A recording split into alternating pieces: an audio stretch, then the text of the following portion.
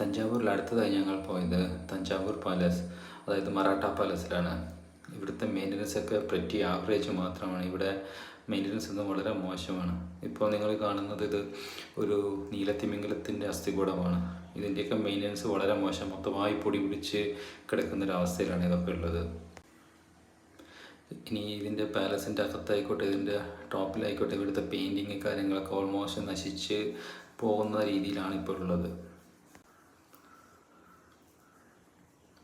ഇവിടുത്തെ ഈ വിഗ്രഹങ്ങളെല്ലാം 11th സെഞ്ചുറിയിലുള്ളതാണ്. ഒരുപാട് പഴക്കം ചെന്ന വിഗ്രഹങ്ങളാണ് ഇവിടെയെല്ലാം ഉള്ളത്. ഇതുപോലത്തെ കുറേ വിഗ്രഹങ്ങൾ ഇവിടെ കാണപ്പെട്ടു. അതുപോലെ തന്നെ ഒരുപാട് പഴക്കം ചെന്ന കോയിൻസ്, അതായത് നെതർലാൻഡ്സ് കോയിൻസ്, ബർമ കോയിൻസ്, അങ്ങനെ ഒരുപാട് രാജ്യങ്ങളുടെ കോയിൻസും ഇവിടെയുണ്ട്. ഇവിടെ നിങ്ങൾക്ക് കാണാം, ചുമരിലെല്ലാം പേരൊക്കെ എഴുതി വെച്ചിട്ടുണ്ട്. പഴയ സ്കൂളിലൊക്കെ പേരെഴുതി വെക്കുന്ന രീതിയിൽ മൊത്തമായി നശിപ്പിക്കുന്ന രീതിയിലാണ് ഇവിടെ മൊത്തം ഈ പാലസ് മെയിൻ്റനൻസ് ചെയ്തിരിക്കുന്നത്. അങ്ങനെ മെയിൻ്റനൻസ് സെക്യൂരിറ്റി കാര്യങ്ങളൊന്നുമില്ല, ജസ്റ്റ് എൻട്രി ഫീസ് മാത്രമേ ഉള്ളൂ. എൻട്രി ഫീസുകളാണ് എല്ലാം ഓപ്പണാക്കി കൊടുത്തിരിക്കുകയാണ്.